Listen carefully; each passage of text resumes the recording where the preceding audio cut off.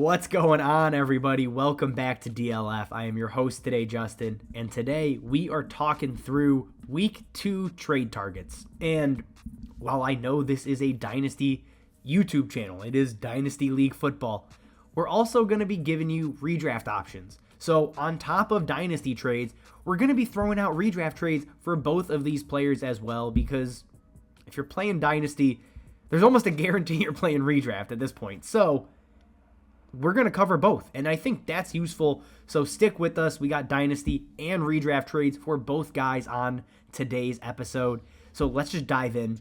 First player on the list, this should come as no surprise if you have followed any of my work on Twitter, Front Yard Fantasy, 14 Personnel here. It is Michael Pittman. And Michael Pittman, obviously, he's here. He has arrived. The cat is out of the bag, if you will. He was a hot breakout target, and he broke out week 1 immediately. It took approximately like a half to figure out, okay, Michael Pittman is for real. He is the real deal. The breakout is here, and honestly, I don't care. I'm going to pay up because here's the thing. He confirmed everything I thought, and it's week 1, and that might be an overreaction to some. I don't care. Michael Pittman's a top 12 wide receiver rest of season. He is a top 12 wide receiver in Dynasty and should have been the entire time. Obviously, what did he do week 1 to get me all, hot and bothered here? He put up a 26.5% target share. He ran 90% of routes, and he came away with a 35% air yard share. He's the real deal. He is an alpha wide receiver. He's going to command an elite target share the entire season, and you want him on your team. Whether it's redraft, dynasty, rebuilding, win now, it doesn't matter. You want Michael Pittman. So let's start with the dynasty trades. What has he been going for? What am I willing to pay? I'm willing to pay, a mid-2023 first, 1 QB league, that's important, a mid-2023 first, and literally any of the young wide receivers not named Drake London. If I can turn a first and Treylon Burks, a first and Jahan Dotson, who has new hype behind him now, a first and George Pickens into Michael Pittman, I'm going to take that deal every single time. And honestly, that might be light. It really might. So, again, win now. Rebuilding, doesn't matter. Give me Michael Pittman. We know he's a star. He has arrived. The other deal here, and this one is interesting. This has actually taken place. It's over on DLF's Trade Finder. It is Michael Pittman and a third-round pick, 2023 third, for Davante Adams. Here's the thing. We know Davante Adams is going to be better this season. It's not a guarantee he's better next season.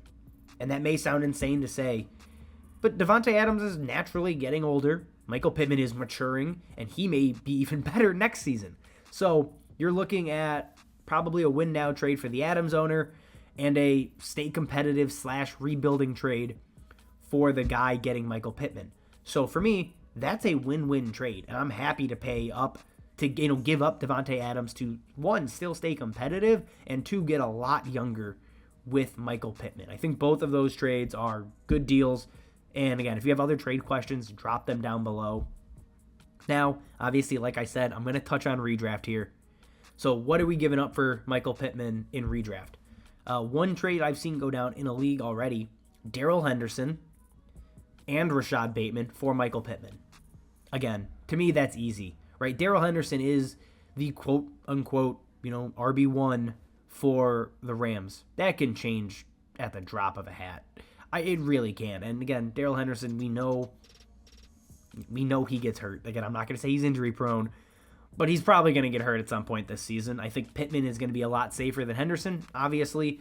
And then Rashad Bateman, again, right? He's the one. We know that. We know he's the one for the Ravens.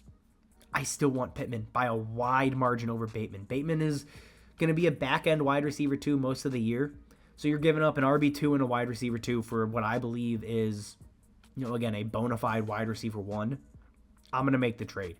Henderson, if you're RB needy, maybe don't pull the trigger. It's a little bit more team specific, but still, I like Pittman in a vacuum on that trade. The other deal here, and again, this is another one I've seen go through, Michael Pittman for Nick Chubb. Obviously, team need permitting, that's a great trade, right? Nick Chubb, his ceiling's going to be capped. That that Browns offense is not going to be great for 11 weeks. It's just not going to happen. Jacoby Brissett is rarely going to throw for 300 yards. Nick Chubb is rarely going to get targets. They're rarely going to be in the red zone. So I just don't get the appeal. I'm happy to move on from Nick Chubb, right? He's a high-end RB2. People treat him as a locked-in RB1. I'm not going to pay that price. I'd rather have the wide receiver one than the RB2, right? I think that's obvious if you structure it that way. Again, I'm in on Pittman. I don't think it's crazy. Give me Pittman over Chubb. And moving on here to our next guy, it is A.J. Dillon. And again, the time to trade for A.J. Dillon was a week ago. Now you got to pay an inflated price. I'm okay doing that because of everything I saw week 1.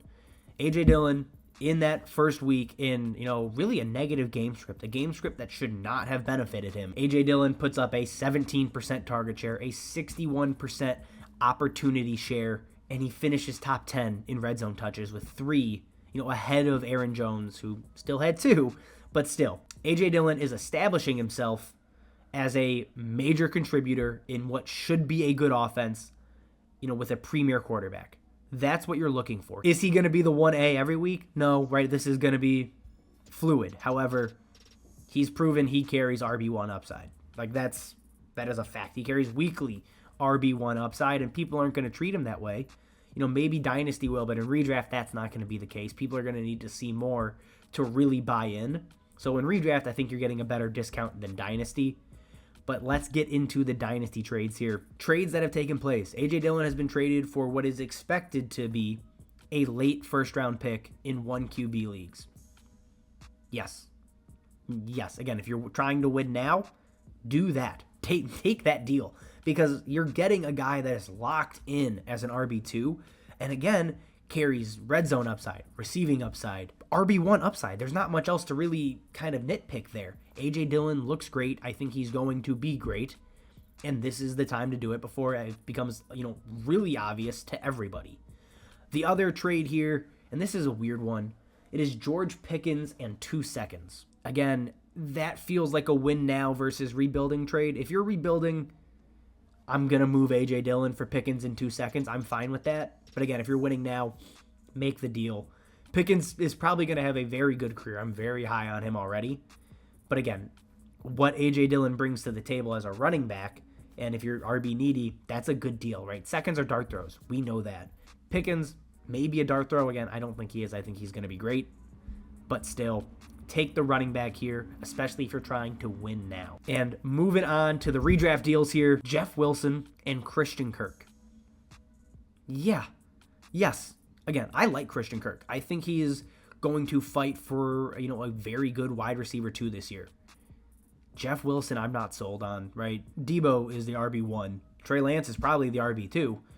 Jeff Wilson's your RB3, or in some weird mixture of that combination. Jeff Wilson, the ceiling's capped. He's going to be limited in work. I'm not in on Jeff Wilson. I didn't spend a ton on Fab.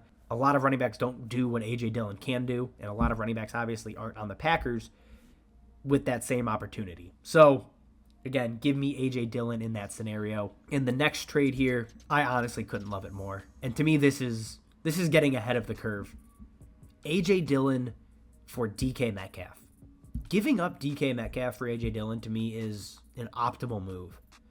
If you watched the second half of that game against Denver, that's what that Seattle offense is really going to look like, right? It is going to be ugly.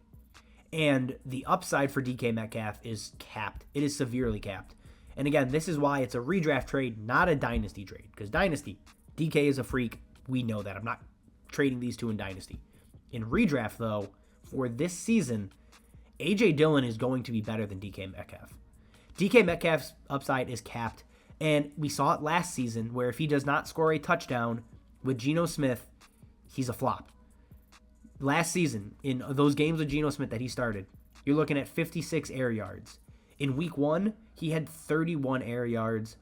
Compare that to what he did with Russell Wilson, hurt last season, and you're looking at 110 air yards a game. If you're not scoring a touchdown and you don't have big, chunk plays that you don't have to create on your own, you're just not going to be great. And he had the volume, but again, teams know what he's going to do. Teams know what that offense is. They know they're not going to be stretched deep. It's just not going to happen. Geno Smith can't do it. So again, if I can take A.J. Dillon, an RB2 with RB1 upside for DK Metcalf, who I think is a back-end wide receiver 2, most likely a flex or wide receiver 3, I'm going to make that trade. And again, it's going to be even more obvious after A.J. Dillon kicks the crap out of my Bears this week. Do it now before everybody is aware that, oh, wait a minute, Geno Smith played one good half of football in like a decade. He's not actually good. It's going to become real obvious, and it's not going to be fun holding the bag on DK all season. Get out now. All right, guys, that is all I have for you. Again, if you got questions, trade questions specifically, drop them down below. We'll get back to you immediately, hopefully, right? Whatever Addison's doing. If you like what we're doing, subscribe to the channel, follow us on Twitter, all that good stuff, guys. As always, thank you for watching, and we will see you next time.